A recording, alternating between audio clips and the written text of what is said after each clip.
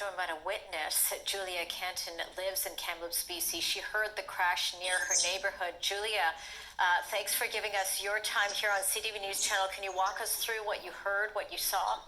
Yeah, so I was just in my room. I just gotten changed from my shower, and we heard this kind of, them coming through, that big loud noise we get echoing off the mountains. And so we were like, oh, we should go watch them. And just as I'm walking outside, we hear this huge boom, and we come out and we just look down the street, and there's just this big, huge thing of flames and smoke. And of course, our neighbors that we're pretty close with, she's a nurse, he is a firefighter, and he was on call. And so she immediately tries to get through 911, doesn't. So she just calls his station right away and says, hey, there's a fire, like, you need to get down here. And we're all running, like, I don't even have shoes on, running down. And yeah, it was quite a scene. There was the fire, of course, but then one of the pilots had landed on a roof. And so there was the two people up on the roof with him, and it was quite emotional, quite scary. I was shaking.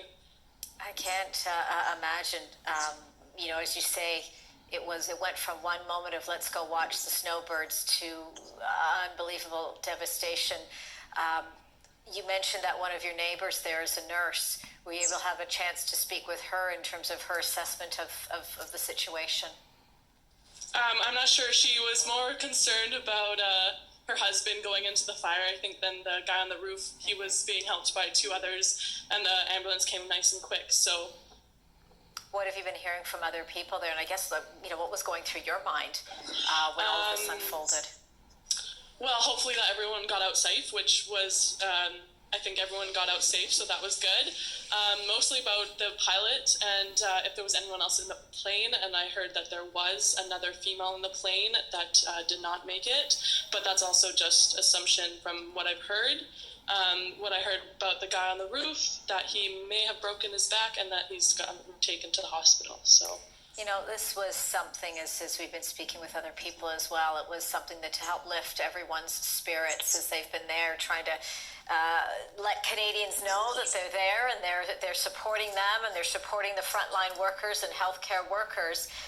And then this ends up happening, Julia.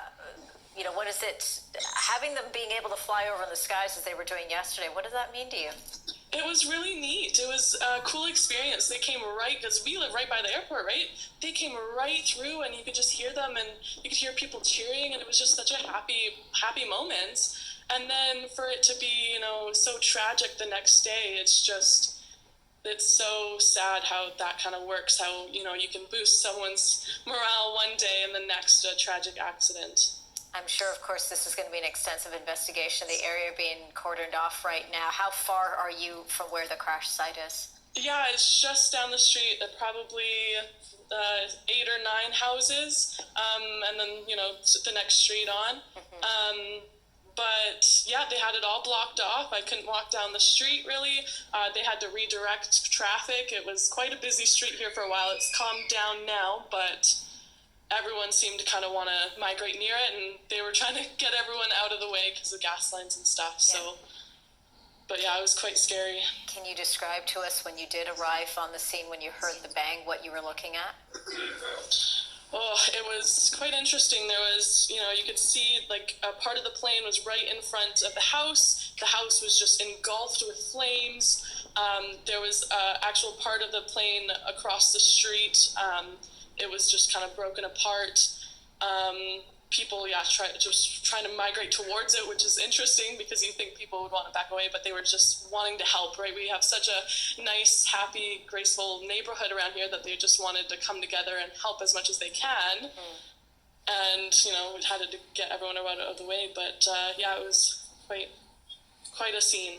Well, sure. We're so sorry that this has happened, of course, overall, and then that you've happening to witness this and see it there. But again, incredible how the neighborhood coming together to want to help and make sure that everybody is safe, and that's just part and parcel of what Canadians do. Our hearts go out to the Snowbirds and of course to all of you as well, ensuring that everybody is safe. But Julia, we really appreciate you giving us your time today. We wish you and your family safety. Thank you very much for this. Thank you. You're welcome. That's Julia Canton. She witnessed the crash taking place in Kamloops, BC. I don't know how this year can get any worse. First, obviously COVID-19, and then that madman that went on that shooting an arson rampage across Nova Scotia, murdering 22 innocent people. Then there was that military helicopter crash in the Mediterranean Sea near Greece that killed 6 Canadian soldiers. And now this Snowbirds crash that's killed a pilot. And the sad thing, that what makes it even more sad is the fact that the Snowbirds, who fly Canadian military planes, have been crossing Canada over the last few days to try to lift the spirits of Canadians during this time of COVID-19 and to salute our frontline workers that have been putting their lives on the line and continuing to work very hard and work very diligently to help Canadians out. You know, the Snowbirds were just trying to lift everyone's spirits, and unfortunately this tragic crash has claimed a life and left another person seriously injured. I think I heard with a back injury. So let's hope that person who has the back injury, that they're able to heal fully from that and still be able to walk. Let's hope they're not left paralyzed or anything like that. My condolences go out to everyone affected by this crash, the person who died in this crash, as well as their family members, and everyone who's being impacted by this. 2020, like right now at this point in my life, I'd have to say 2020 is probably the worst year that I've ever seen in my life. It's just been a horrible year for Canada and most of the world. You know, my hearts go out to the Snowbirds. I guess the one positive thing I can say at this time is that at least most of Canada has flattened the curve and things are slowly starting to open back up. Things are slowly starting to get back to normal. We still have a long way to go. But like, for example, here in overall across Canada, I think there's about 75,000 COVID-19 cases. And I think the death count is somewhere around 5,600 Canadians have died from COVID-19. But the good news is that about 37,000 Canadians, or about half the people that got sick from COVID-19, that contracted COVID-19, have now recovered from COVID-19.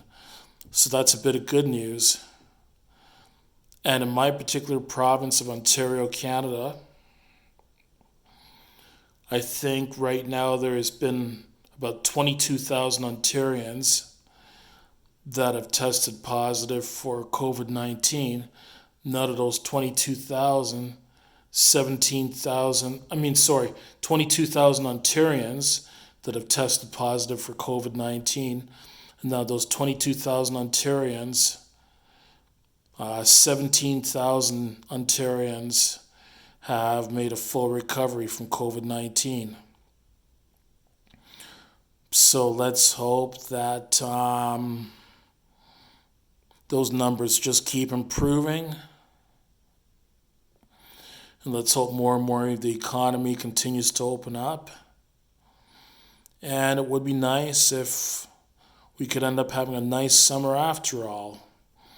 Being able to go out and do most of the things that we normally enjoy in the summer.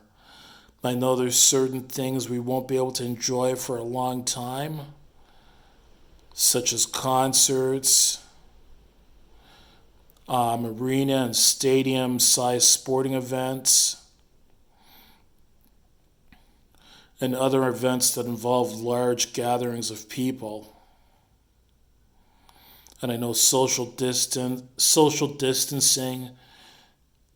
I believe, will be a fact of life for several months to come. But let's just continue doing our part and following the advice of the medical professionals. And hopefully life will get back to some degree of normalcy somewhere down the road, like in the not too distant future. Like some aspects of the economy have started to open up already.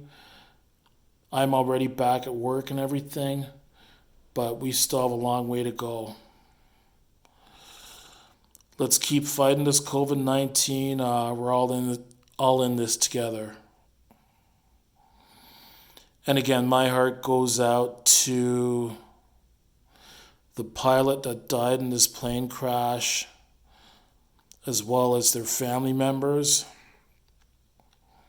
And not only that, my condolences go out to all the people that have died, all the Canadians that have died from all these tragic events this year.